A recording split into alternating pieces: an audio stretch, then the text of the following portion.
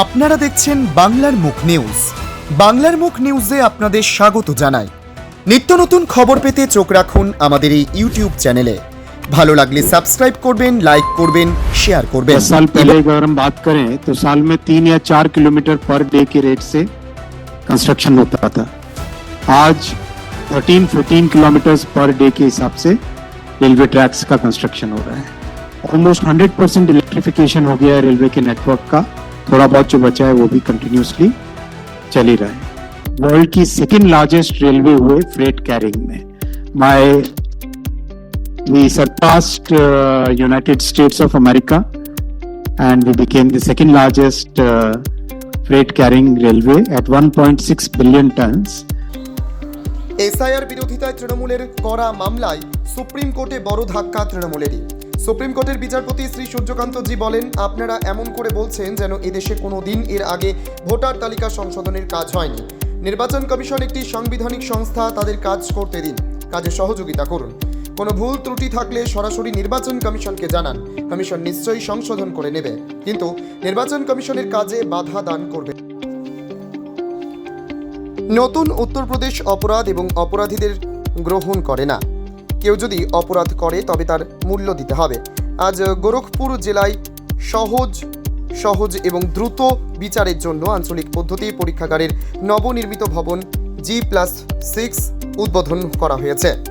এই forensic lab আধুনিক পুলিশের জন্য একটি গেম চেঞ্জার হিসেবে প্রমাণিত হবে। আধুনিক ল্যাবের জন্য জেলার বাসিন্দাদের আন্তরিক অভিনন্দন। উত্তরপ্রদেশের মুখ্যমন্ত্রী যোগী आदित्यनाथ।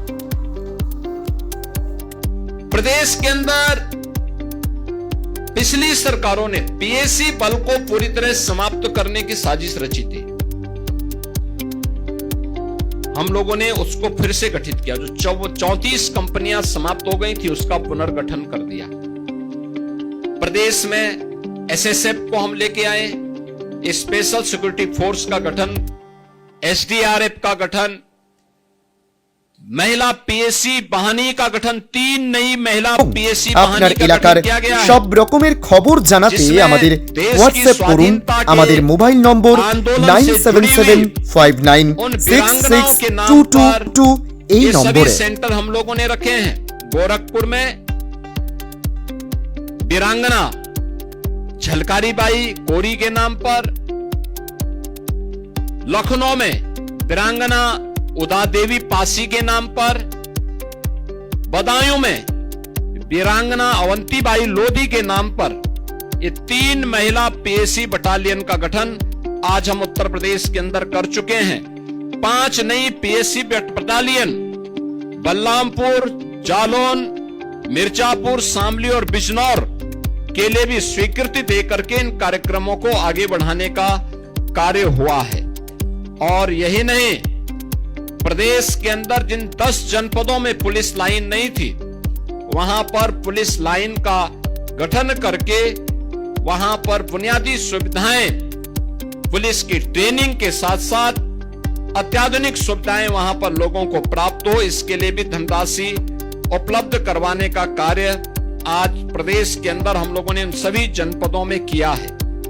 और मुझे बताते हुए प्रसन्नता है कि उत्तर प्रदेश में जो पहले असुरक्षा के कारण महिला श्रम बल की भागीदारी, जो वोमेन वर्कफोर्स थी प्रदेश के अंदर, जो विभिन्न क्षेत्रों में कार्य करने की उनकी स्थिति थी, वह 17 के पहले 13% से नीचे था।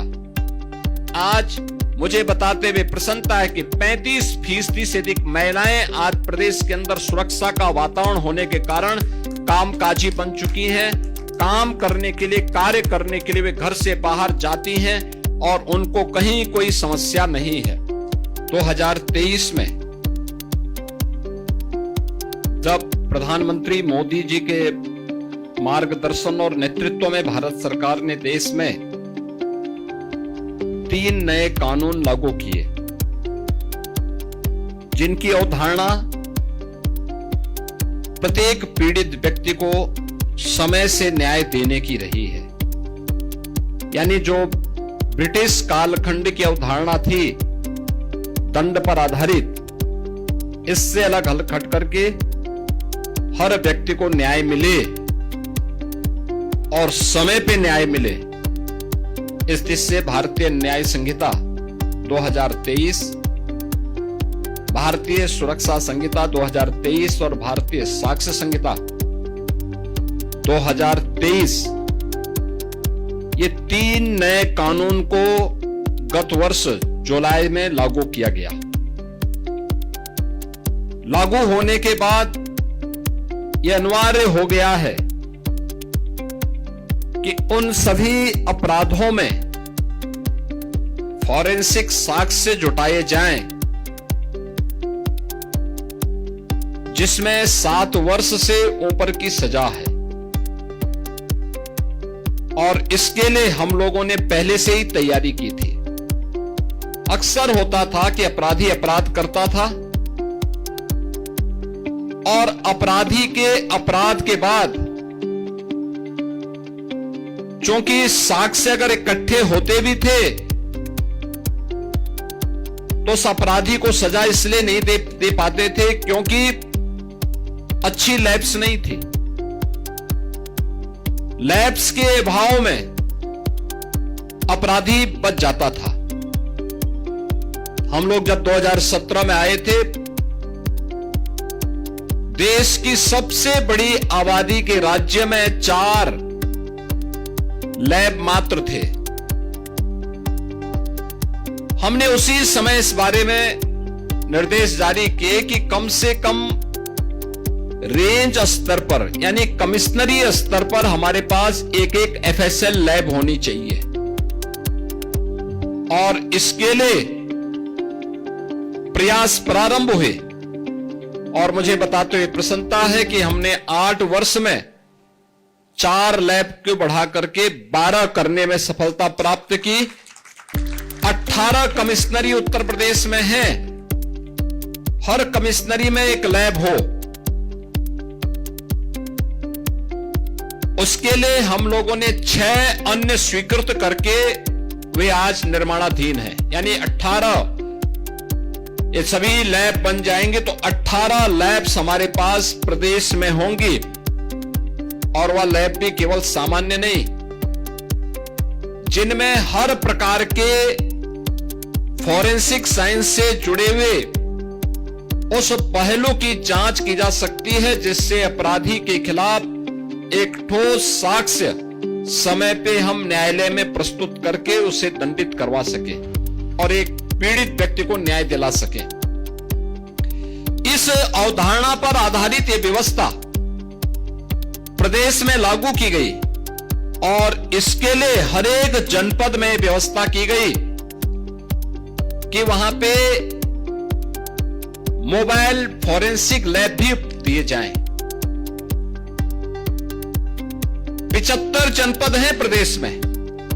हर जनपद में हमने 2-2 वैन इस रूप में उपलब्ध करवाए हैं जो साक्ष्य कलेक्ट कर सकें। अब ऐसा नहीं कि कोई व्यक्ति अपराध करेगा, पीड़ित भटक रहा है, वर्षों से वह तड़प रहा है, अपराधी मौज मस्ती कर रहा है क्योंकि उसके खिलाफ साक्ष्य नहीं है और इसलिए वह बच निकलता है। लेकिन अब बचेगा नहीं क्योंकि अपराध होने के कुछ ही घंटे के अंदर उसके खिलाफ पुख्ता साक्ष्य होगा और साक्ष्य के साथ साथ लैब भी होगी जहां पे एक्सपर्ट बता देगा कि हां यह इस व्यक्ति से मिलता जुलता है और इस व्यक्ति ने यह अपराध कारित किया है। वह कोई भी इस प्रकार का अपराध हो, कहीं दुष्कर्म के मामले आते हैं, कहीं पे आतंकी घटनाएं घटित होती हैं, कहीं पे कोई फायर करके अपने लाइसेंसी असले से फायर करके किसी की हत्या करने का प्रयास करता है। बैलिस्टिक जांच करने में बहुत समय लगता था, अब ऐसा नहीं हो पाएगा और डीएनए जांच की सुविधा भी अब गोरखपुर की इस लैब में उपलब्ध करवा दिया गया है। कोई भी व्यक्ति अपराध करेगा तो बच नहीं निकल सकता है और इन सबको जोड़ने के लिए उत्तर प्रदेश के युवाओं को इसके माध्यम से अधिक रोजगार प्राप्त हो सके, हम लोगों ने प्रदेश में लखनऊ में यूपी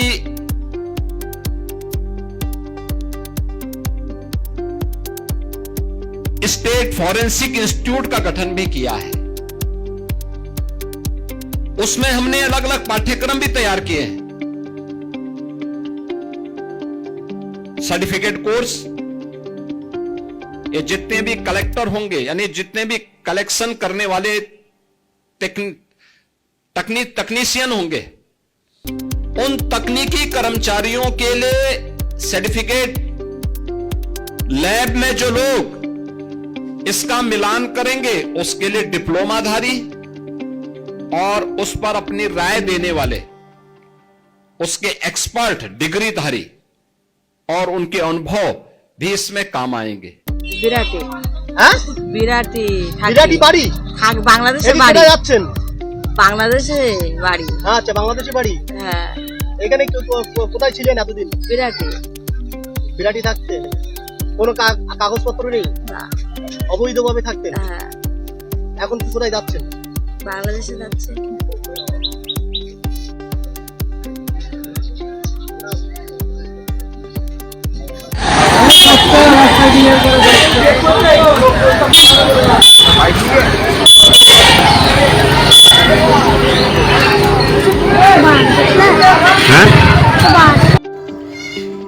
এসআইআর শুরু হতেই কোনো উপায় না পেয়ে কলকাতা থেকে বাংলাদেশিদের বাংলাদেশে ফেরার হিড়িক। এতদিন এই বাংলাদেশিরা বাংলাদেশ থেকে কলকাতা এসে বাংলাদেশে আর ফিরে যায়নি, একথা তারা নিজেরাই স্বীকার করে নিয়েছেন। অবশেষে চালু হলো এসআইআর, তারা বাংলাদেশে ফিরতে মরিয়া হয়েছে। দেখুন বাংলাদেশিদের বাংলাদেশে ফেরার একটি প্রতিবেদন। থানা হ্যাঁ। কুসুটাঙ্গা গ্রাম, কোথায় থাকতেন এখানে? বিরাটি। বিরাটি থাকতেন? সবাই বিরাটি থাকতো? না না তারপরে কি কোনো কাগজপত্র নেই, আধার কার্ড, আই কার্ড কিছু না, নেই? না, না। অবৈধভাবে থাকতেন? তারপরে এখন এখন চলে যাচ্ছে কি নাম আপনার? আফসার।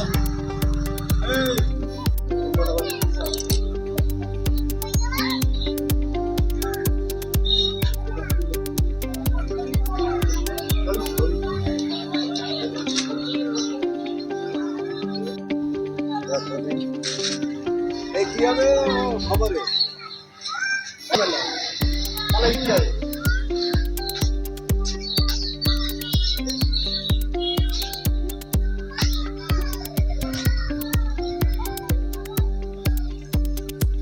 আমার সাতক্ষীরা জেলা কোথায় থাকতেন? এদিকে কোথায় থাকতেন?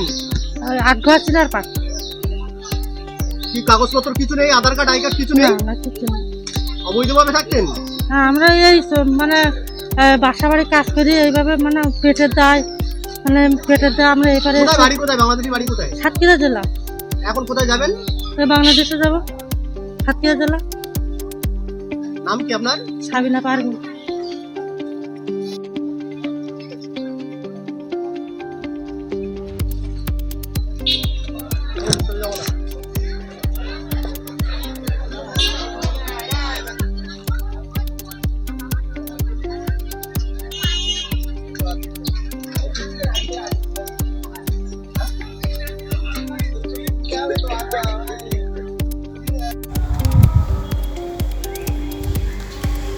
পূর্ব রেলওয়ের মালদা বিভাগ তার ইউনিটগুলিতে নেশামুক্ত ভারত অভিযানের ৫ম বার্ষিকী উদযাপন করেছে। মাদকের অপব্যবহারের বিরুদ্ধে সচেতনতা তৈরি এবং মাদক মুক্ত সমাজ গড়ে তোলার প্রতিশ্রুতি পুনর্ব্যক্ত করে। এ উপলক্ষে আজ মালদার ডিআরএম অফিসে একটি শপথ গ্রহণ অনুষ্ঠানের আয়োজন করা হয়েছিল। সেখানে অতিরিক্ত বিভাগীয় ব্যবস্থাপক শিবকুমার প্রসাদ শপথ গ্রহণ করেন। কর্মকর্তা ও কর্মীরা সক্রিয়ভাবে অংশগ্রহণ করেছিলেন এবং মাদকের অপব্যবহারকে নিরুৎসাহিত করে এবং স্বাস্থ্যকর জীবনযাত্রাকে উৎসাহিত করে একটি নেশামুক্ত ভারত গড়ে তোলার লক্ষ্যে অবদান রাখার সংকল্প ব্যক্ত করেছিলেন। এছাড়াও জামালপুর ডিজেল শেডেও একই ধরনের শপথ গ্রহণ অনুষ্ঠানের আয়োজন করা হয়েছিল, যেখানে কর্মকর্তা ও কর্মীরা সমান উৎসাহের সাথে অংশগ্রহণ করেছিলেন, যা এই জাতীয় উদ্যোগের প্রতি মালদা বিভাগের সম্মিলিত প্রতিশ্রুতিকে শক্তিশালী করে। এই উদযাপন ভারত সরকারের নিরাপদ, স্বাস্থ্যকর এবং মাদক মুক্ত সম্প্রদায় গড়ে তোলার লক্ষ্যে সমর্থন করার জন্য পূর্ব রেলের নিরন্তর প্রচেষ্টাকে প্রতিফলিত করে। দীর্ঘমেয়াদী আচরণগত এবং সামাজিক পরিবর্তন নিশ্চিত করার জন্য NMBA এর অধীনে বিভিন্ন সচেতনতামূলক কর্মসূচি পরিচালনার জন্য মালদা বিভাগ নিবেদিত প্রাণ। রেল সূত্রে জানানো হয়েছে। বাংলার মুখ নিউজের প্রতিবেদন, মালদা।